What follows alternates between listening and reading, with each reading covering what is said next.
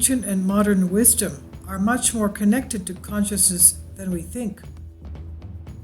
Recently, I watched as Deepak Chopra used a synergy between neuroscience and Vedanta to describe 5 levels of consciousness at the Shrine Auditorium in Eckhart Tolle. 1. Deep sleep, awareness without experience. 2. Dream sleep, subject-object split. 3. Waking state, one activity, subject-object split. 4. Transited consciousness, now state of awareness, an ever-present witness is watching. 5. Cosmic or divine consciousness, a clear sense of something not higher but oneness. According to Ananda, or the teachings of Paramhansa Yogananda, with sufficient discernment one can sense everything in flower. Deepak concluded that this is sometimes also referred to as Brahman consciousness, or the creative principle which lies realized in the whole world. This gave me pause because several generations before Deepak brought Eastern concepts to Western medicine and psychology, there was G.I. Gurdjieff, a Russian mystic who attracted audiences even in the United States with a new and distinctly Eastern cosmology and psychology of consciousness. And he wrote the book In Search of the Miraculous. He said, neither the physical nor the physical function, the psychical or the physical functions of man can be understood unless the fact has been grasped that they can both work in different states of consciousness.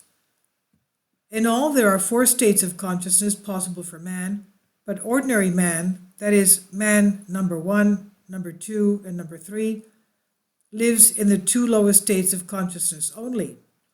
The 2 higher states of consciousness are inaccessible to him, and although he may have flashes of these states, he is unable to understand them, and he judges them from the point of view of those states in which it is usual for him to be.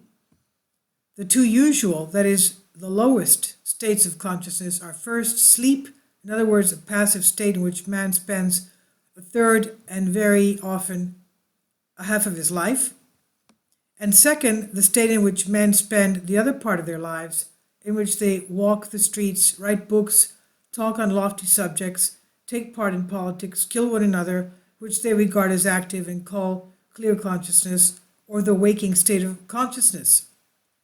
The term clear consciousness or waking state of consciousness seems to have been given in jest, especially when you realize what clear consciousness ought to in reality to be, and what the state in which man lives and acts really is. The third state of consciousness is self-remembering or self-consciousness or consciousness of one's being. It is usual to consider that we have this state of consciousness or that we can have it if we want it. Our science and philosophy have overlooked the fact that we do not possess this state of consciousness and that we cannot create it in ourselves by desire or decision alone. The 4th state of consciousness is called the objective state of consciousness. Gurdjieff differentiates between man number 1, 2, and 3 as by those dominated by a center, instinctive, emotional, or intellectual. If you combine Deepak's 2 dream states into one, the respective descriptions of consciousness from Deepak to Gurdjieff overlap nicely. The language is slightly different, but the meaning is clearly similar, if not identical. The 3rd state of consciousness is characterized by differentiation between the thinking mind and its witness, a key point that is also made by Eckhart Tolle. So it's interesting to go a little deeper into the presumed historical context of the Gurdjieff teaching. While Gurdjieff also was thought to have visited Tibet and therefore also have brought aspects of Buddhism and Vedanta back to Russia, France, and ultimately America, he also revealed that he had spent many years in Egypt and had been initiated into various secret societies connected to antiquity. One of the most tantalizing stories was that he saw a map of pre-Sand Egypt with the Sphinx being surrounded by lush vegetation before Egypt was a desert, which dovetails with modern theories by Graham Hancock that Egypt was a remnant of Atlantis with a very advanced science, philosophy, and metaphysics all combined. Interestingly, Gurdjieff himself would say that his teaching came from an ancient form of Christianity that originated from Egypt in a more advanced culture, and that the current version is fragmented and distorted.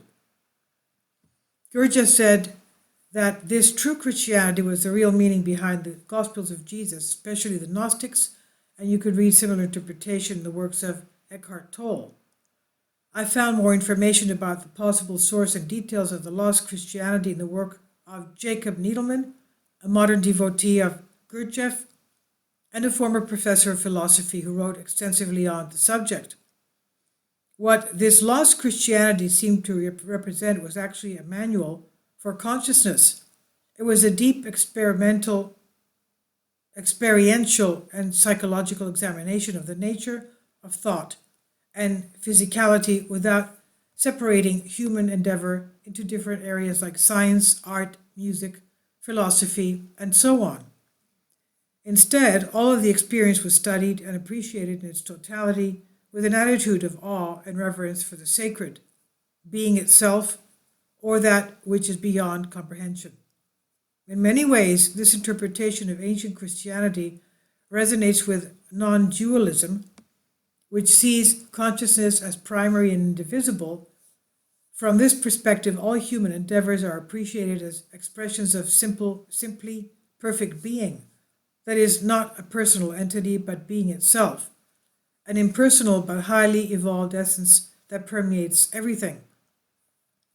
All language is simply a pointer to this reality in non-dualism, as it also is in mystical forms of Christianity and the Old Testament, where the true God could not be named. As Eckhart Tolle would suggest, what this meant was not that he had no name per se, but rather that its being was of another dimension, the vertical dimension outside or space-time and beyond the intellect. This being is energy, not matter, no nothing, no thing, of a such finer state or higher frequency and intelligence that our ordinary mentality is able to conceive intellectually. It can only be perceived via direct experience using a harmonious synergy of all aspects of our own biochemical nature, sensations, instincts, emotions, and of course, the intellect. This interpretation would put ancient Christianity in alignment with modern physics and neuroscience, as well as the Eastern traditions of consciousness as described by Deepak Chopra and Gurdjieff. What would be out of alignment, of course, would be the scientism or devotion to an assumed material and separate reality propounded in our corporations and universities in denigration or of serious philosophical inquiry. This scientism sees our human intellect as expressed via thought as the only basis for what is real and true. It will be interesting to see how this powerful meme will play out in the coming years when, as Deepak describes, our material science continues to come upon limitations that ensue directly from its inability and unwillingness to acknowledge the reality of consciousness. This is by Humans Are Free, Alexander Light, Creative Commons.